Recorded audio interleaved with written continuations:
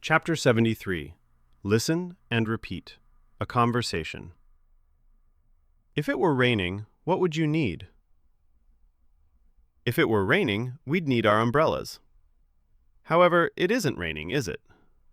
No, it isn't. Therefore, you don't need your umbrellas, do you? No, we don't. If it were sunny, what could you do? If it were sunny, we could play outside. However, it isn't sunny, is it? No, it isn't. Therefore, you can't play outside, can you? No, we can't. If it were autumn, these trees would be a blaze of color. However, it isn't autumn. Therefore, the trees aren't a blaze of color. If he were a candidate, he'd make some speeches. However, he isn't a candidate. No, he isn't. Therefore, he isn't making any speeches. No, he isn't. If he were ill, what would he have to do? If he were ill, he'd have to take some pills. However, he isn't ill, is he? No, he isn't. Therefore, he doesn't have to take any pills, does he? No, he doesn't. If she were a secretary, what would she earn? If she were a secretary, she'd earn a higher salary. However, she isn't a secretary, is she? No, she isn't. Therefore, she doesn't earn a very good salary, does she? No, she doesn't. If the letters were signed, when could they go out? If the letters were signed, they could go out immediately. However, they aren't signed, are they? No, they aren't. Therefore, they can't go out immediately, can they? No, they can't. If I were punctual, what would happen? If you were punctual, you wouldn't get into trouble. However, I'm not punctual, am I? No, you aren't. Therefore, I do get into trouble, don't I? Yes, you do. Vocabulary. Any, adverb, plus comparative, in negative or interrogative sentences. Not at all, not in the least, anyhow, / anyway. In any case, in any way. Bad, ill, that causes pain, sore. Blaze, noun. Brightness, splendor, of colors, beauty, etc. Gentleman, man, noble person. Good, at. Skilled, able, in. Immediately, at once, instantly. Lady, woman, gentlewoman. Muscle, noun. Anatomy, muscle. Painful, causing pain, tiring. Pill, noun. Tablet.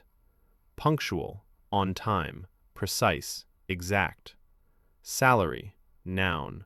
Pay, earnings. Shoulder, noun. Part of the body between arm and neck. Talk, noun. Conversation, chat. Team, group, crew, squad. Tender, soft, delicate, sore. Verdict, judgment, decision. Verbs, to be in trouble, to be in difficulties. To be out, to be away, to be excluded. To come up, to approach. To get better, to recover, to improve. To get into trouble, to get oneself into difficulties. To get out of trouble, to escape from difficulties.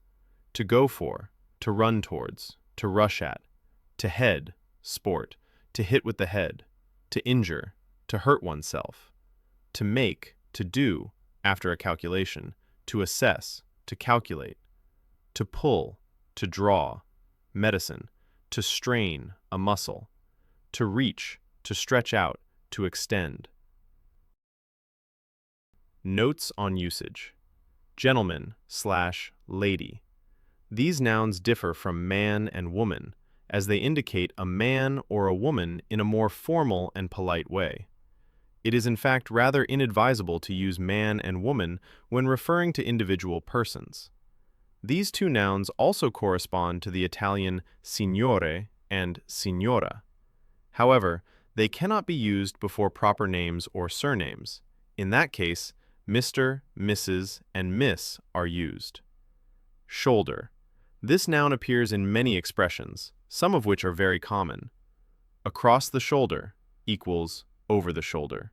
Shoulder to shoulder equals side by side, figure in close cooperation. An old head on young shoulders equals a wise young person. To have a good head on one's shoulders equals to be sensible. To make. As already known, this verb is used in English in the concrete sense of to do physically, to build, to produce, unlike to do, which is used in the general sense of to perform, to carry out. However, in many expressions, to make does not imply doing something physically, but creating something that did not exist before. Frequently used expressions include to make money, to make a speech, to make an effort, to make the bed, to make a present, to make a mistake, to make a noise, to make arrangements, to make friends with somebody equals to become friends with someone. Note also that the Italian verb fare is sometimes translated in English with to have breakfast / lunch / dinner, to have a talk, to take a bath / shower, to take a walk. The football injury. Mark Brown injured his shoulder in the football match last night. He is talking to the team doctor. Mark: well, what's the verdict, doctor? Doctor: you're going to have to stop playing for a few days, Mark. Mark: that's not very good news. Doctor: you've pulled a muscle in your shoulder. Mark: what happened anyway? Doctor: you were going for a high ball. Mark: I suppose I reached too far, but I don't like being out at all, doctor. My shoulder isn't really painful, it's just a little tender. Doctor: it won't get any better if you try to use it, then you'd be in real trouble. Mark: not playing isn't going to make me look very good. I've got a contract coming up. Doctor: did you miss the ball you were trying to head? Mark: yes, I did.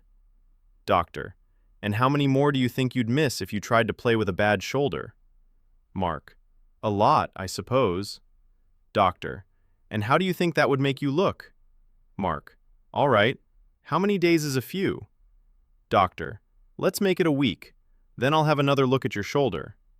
Mark: how about making it 4 days? Doctor: all right. After 4 days, I'll look. Notes. Note 1. The sentence, I suppose I reached too far, can be translated as credo di essermi proteso troppo in avanti. Note 2. In the sentence, I've got a contract coming up, the present participle coming up replaces the relative clause, that is coming up. The expression means, I have a contract approaching. Note 3. In, all right, after 4 days I'll look, the shortened verb I'll look implies at your shoulder and can be rendered as I'll examine your shoulder. The word look appears in italics in the written text to show spoken emphasis. Grammar. Conditional sentences. Improbable condition. If clause with be main clause. If she were a secretary, we'd employ her. If I were ill, I'd see a doctor. If they were more careful, they'd make fewer mistakes. If he weren't happy, he wouldn't laugh. If Joe were sleeping, he couldn't hear the doorbell. If you were employed as an accountant, you could earn a higher salary. If I were given that opportunity, I'd certainly take it. The second type of conditional sentence has already been introduced in general in the previous unit. Here, we discuss a particular case in which to be appears in the if clause as a full verb and not as an auxiliary, for example, in progressive and passive forms. In this case, in the if clause, the form were is used for all persons. This is the past subjunctive form of to be. It is one of the few cases in which English distinguishes a subjunctive form different from the indicative one.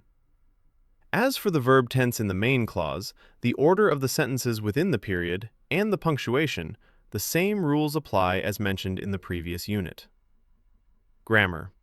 Conditional sentences. Advice. If clause. If I were you, main clause, I should go home immediately. I shouldn't spend so much money. A very common use of the if clause containing the form were includes the expression if I were you, corresponding to the Italian se io fossi in te, followed by a main clause such as I should plus infinitive of the action verb.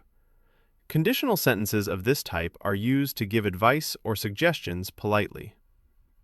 Conditional sentences. Were to. If clause. If they offered / were to offer him a higher salary. If he ran / were to run all the way, main clause, he'd accept that job. He'd get there in time. In the if clause of the second conditional, the simple past may be replaced by were to, valid for all persons, plus infinitive. This form indicates an action considered unlikely but not impossible. It should also be noted that this construction is rather formal and typical of written language. In Italian, this expression can be translated using the verb dovere. Se io / tu / egli dovessi / e, or by adding adverbs such as solo or soltanto.